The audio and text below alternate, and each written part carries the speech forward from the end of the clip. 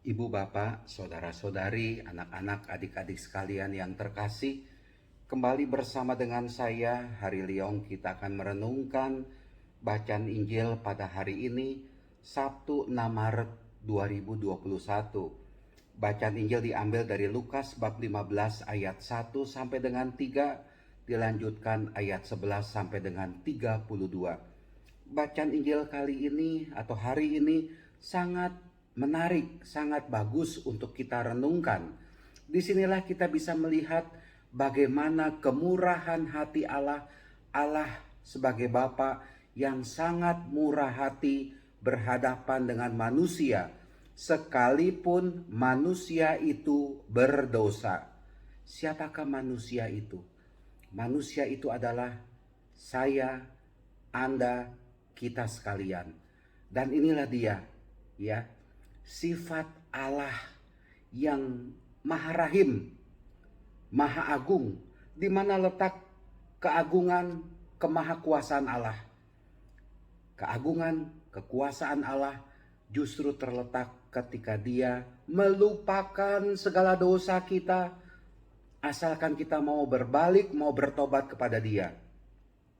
Allah yang kita percayai, yang kita imani adalah Bapa yang selalu menunjukkan kerahimannya daripada kemarahannya, dendamnya kepada manusia kita yang berdosa ini.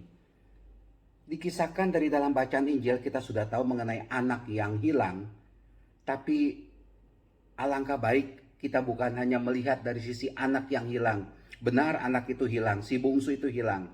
Tapi mari kita juga lihat dengan begitu dalam kerahiman Allah kepada manusia, kemaharahiman Allah Bapa kepada kita orang berdosa. Mengenai anak yang hilang ini kita sudah tahu singkatnya begini. Dia minta warisan dari ayahnya lalu dia pergi. Dan di tempat di mana ia berada, dia mengalami situasi yang menyadarkan dia. Bahkan si bungsu ini sadar bahwa dia itu berada dalam dosa. Ada 3 kalimat, 3 ungkapan yang dinyatakan oleh si bungsu ini ketika dia sadar, ya. Aku akan bangkit dan pergi kepada Bapakku dan berkata kepada Bapa, satu, aku telah berdosa terhadap surga dan terhadap Bapa. 2, aku tidak layak lagi disebut anak Bapa. 3, jadikanlah aku sebagai salah seorang upahan Bapa. Ini, ya, langkah pertobatan yang akan dilakukan oleh si bungsu itu ketika dia berjumpa dengan bapaknya. Tapi mari kita lihat akan 3 permohonan atau ungkapan dari si bungsu yang bertobat ini. Ya, kita pegang dulu yang 3 ini. Ketika ia masih jauh, ayahnya telah melihat dia, lalu tergerak hatinya oleh belas kasihan. Tergerak hatinya oleh belas kasihan. Silakan baca dalam Injil. Siapa itu atau menunjuk kepada siapa itu bila ada kalimat, ada ungkapan tergerak hatinya oleh belas kasihan. Itu adalah ungkapan milik atau untuk Tuhan Yesus. Saya lanjutkan, ayah itu berlari mendapatkan dia, lalu merangkul, mencium dia. Kata anak itu, nah ini tadi akan ada 3 ya, 3 yang akan diungkapkan, dikatakan si anak itu. Kata anak itu kepadanya, kepada bapaknya, Bapa, aku telah berdosa terhadap surga dan terhadap Bapa. 1, sudah diungkapkan.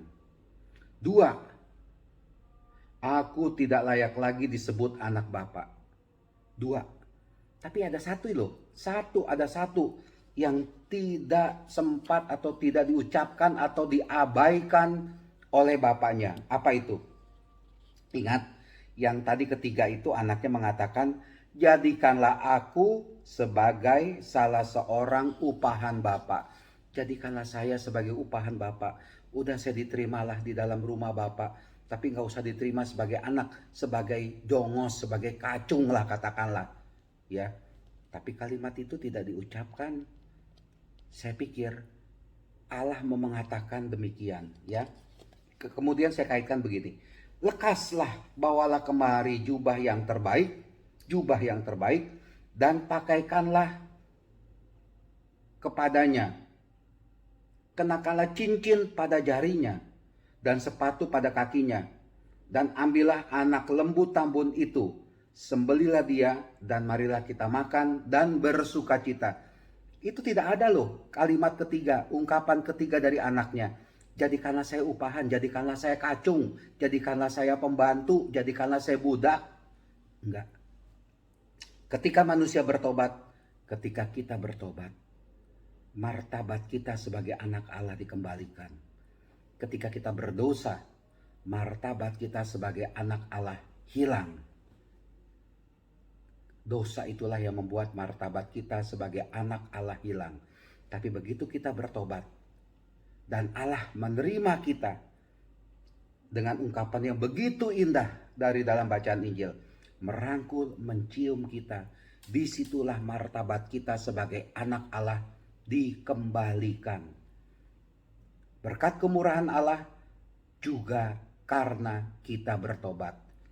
Maka dari itu Bapak Ibu, saudara-saudara terkasih, bertobat adalah sukacita. Sukacita di surga. Alangkah suasana sukacita itu ada ketika kita bertobat. Dan Allah dengan segala murah hati mau menerima kita, mau menerima saya, mau menerima Anda kalau kita mau bertobat. Jangan tanya dan jangan katakan seberapa besar dosa kita. Ini anak yang sulung ini mengatakan loh, bahwa si bungsu itu meninggalkan rumah dan berpesta pora dengan para pelacur-pelacur. Dosanya itu luar biasa. Si anak yang bungsu ini dosanya luar biasa. Tapi sebagai bapak sebagai ayah tidak mengingat-ingat itu dosanya. Ketika anak yang bungsu itu datang, enggak diomeli, enggak dicaci maki, enggak ditempeleng, enggak ditendang, enggak dipukul, bahkan dirangkul, dicium dengan penuh kasih sayang. Itulah dia. Mari kita bertobat. Bertobat itu bukannya kita masuk ke dalam kemarahan Allah. Tapi bertobat itu kita akan masuk ke dalam kemahamurahan hati Allah kepada kita. Dan yang lain yang mesti kita perhatikan adalah karena Allah menerima kita yang mau bertobat, melupakan segala besarnya banyaknya dosa kita.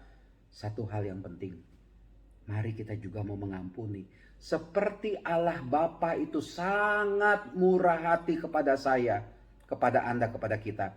Kita pun mau murah hati kepada sesama kita. Bila ada orang yang bersalah, bila ada orang yang berdosa, menyakiti hati saya, hati Anda, hati kita, mari. Kita sudah banyak mendapatkan pengampunan dari Allah. Kita juga mari melupakan dosa kesalahan orang lain. Itu yang paling utama. Dan bila itu bisa kita lakukan, sukacita di surga, wah jauh lebih besar lagi. Di satu pihak kita bertobat, di lain pihak kita membuka orang lain juga, sesama kita, untuk bisa bertobat. Ini yang dikehendaki oleh Allah.